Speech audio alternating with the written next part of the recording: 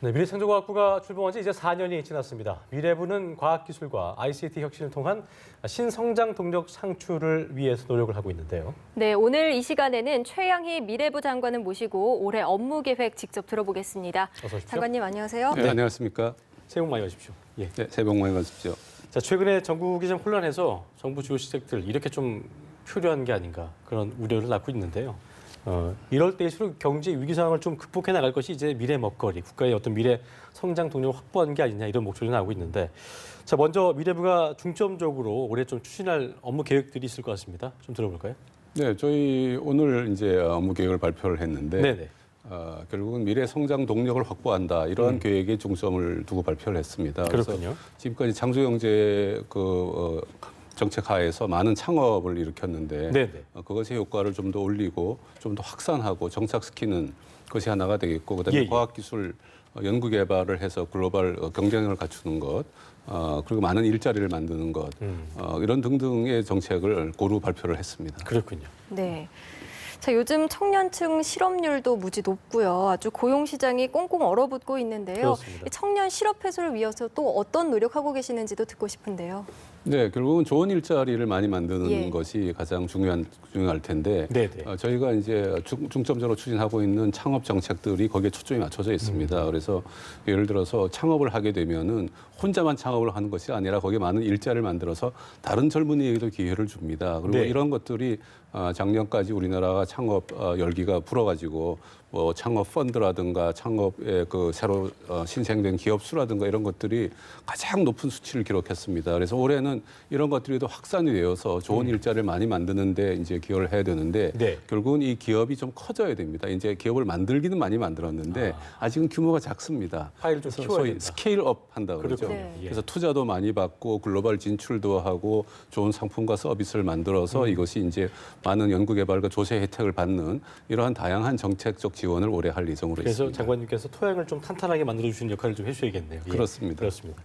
자, 요즘 선정 같은 거 보면 IoT도 그렇고요. 네. 이 빅데이터, 클라우드 등에 대한 국내의 관심이 매우 큰 편인데요. 그럼 결과적으로 기존의 산업 분야를 좀 보완할 신성장 동력으로 꼽히는 기술들이 이것들인데, 네.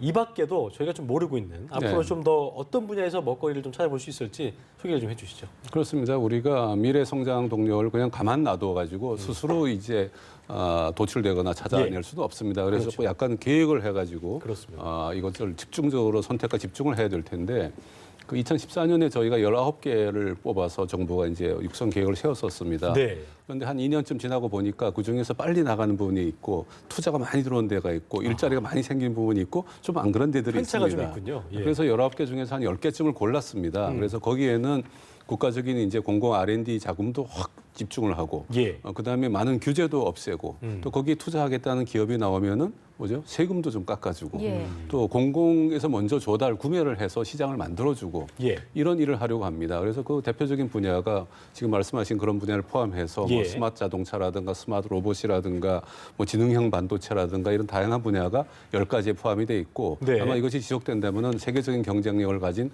산업 분야가 한국에서 나오지 않을까 생각합니다. 그렇군요. 네.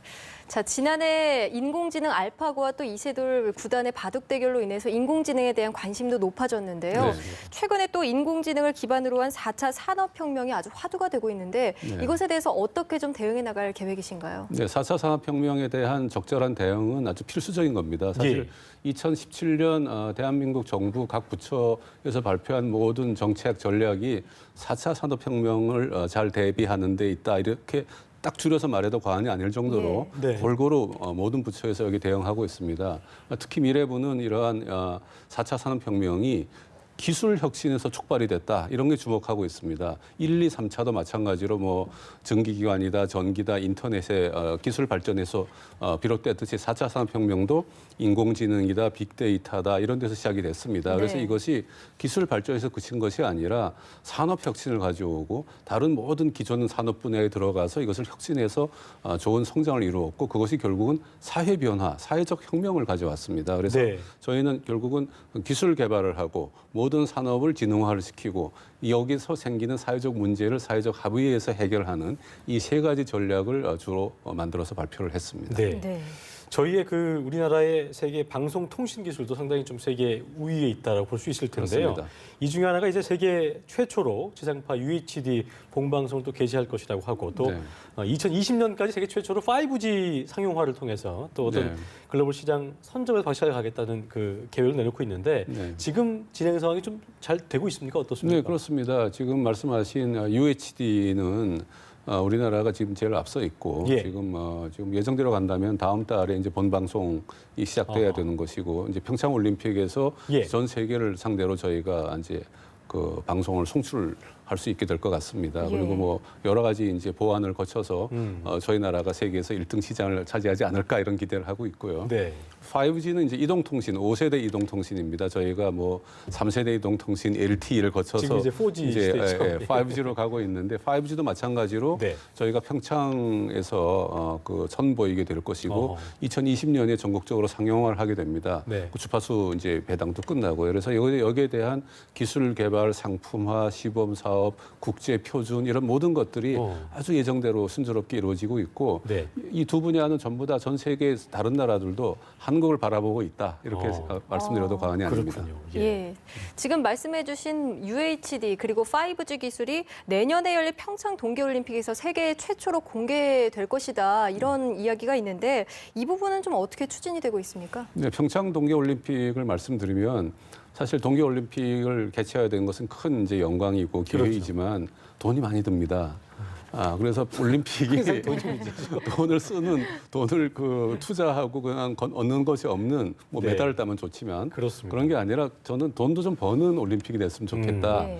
우리나라를 좀 알리는 올림픽이 됐으면 좋겠다. 네. 그중에서 특히 우리나라의 과학기술과 발전된 정보통신기술을 통해서 전 세계가 한국의 것을 사고 한국을 바라보고 하는 것을 성취했으면 좋겠다. 그래서 네. 거기에 이제 UHD도 있고 이동통신도 있고 가상현실도 있고 네. 뭐 사물 인터넷 또 있고 이거 다양한 그런 체험 기술을 공간 저희가 같은 게 선보이고 있다면서요? 그쵸? 체험관을 만들 겁니다. 그래서 거기 들어가면 전부 다 한국의 산업과 한국의 기술이 이렇게 놀랍구나. 이것은 우리나라에도 갖추고 싶다. 나도 구매하고 싶다. 그래서 돈 버는데 저희가 한번 기여를 해보고 싶습니다. 그래도 올림픽에 또 많은 해외인들이 오기 때문에 그런 네. 또 경험을 통해서 많은 또 홍보가 될 것 같습니다.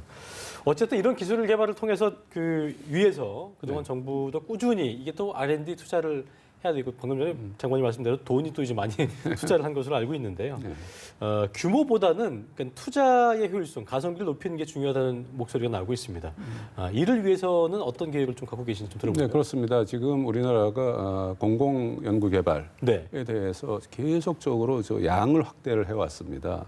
그래서 이제 거의 연간 정부에서 투입하는 연구개발 예산 규모가 20조에 가까이 갔습니다. 20조 군요? 그래서 예. 지금 전 세계 1등을 하고 있습니다. 그 전 세계에서 GDP 대 연구개발비 비율에서는 한국이 네. 1등을 하고 있는데 그래서 이제는 말씀하신 대로 효율성을 높이기 위해서 어떤 연구는 일몰제를 하고 어떤 연구는 다른 연구랑 중복이 안 되는가를 살펴보고 해서 여러 가지로 효율성을 해서 돈을 절약을 해서 좀 절약한 돈을 가지고 좀 전략적 투자를 하려고 하고 있습니다. 그래서 국가 전략 프로젝트라든가 국가 전략 사업에 지금 투입을 하고 있는데 예를 들면 기후 변화 대응이라든가 그렇죠. 뭐 재난재해 대응이라든가 이런 예. 다양한 새로운 분야 또 인공지능도 그중에 한 예가 되겠습니다만 투입을 해서 신산업, 신서비스를 만들고 그걸 통해서 우리나라의 경쟁력을 한껏 끌어올리려는 그런 계획을 갖고 있습니다. 예.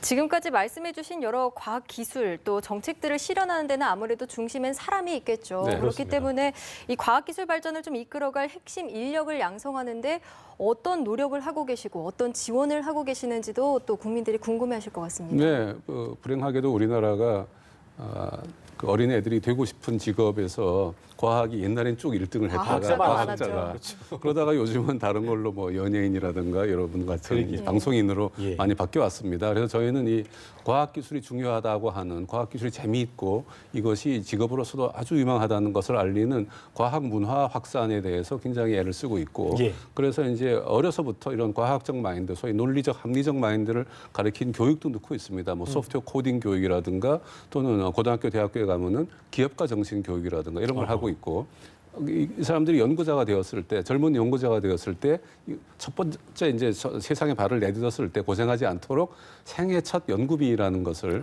올해부터 새로 이제 신설해서 지원을 해서 큰 부담 없이 과학자로의 첫 발을 내디딜 수 있도록 하는 등 여러 가지 지원책을 마련하고 있습니다. 이게 네. 기초과학 같은 건 배고파진다는 얘기 많이 하는데 결과적으로 그런 과정을 통해서 더욱더 관심 가질 수 있게 네. 될 것 같습니다.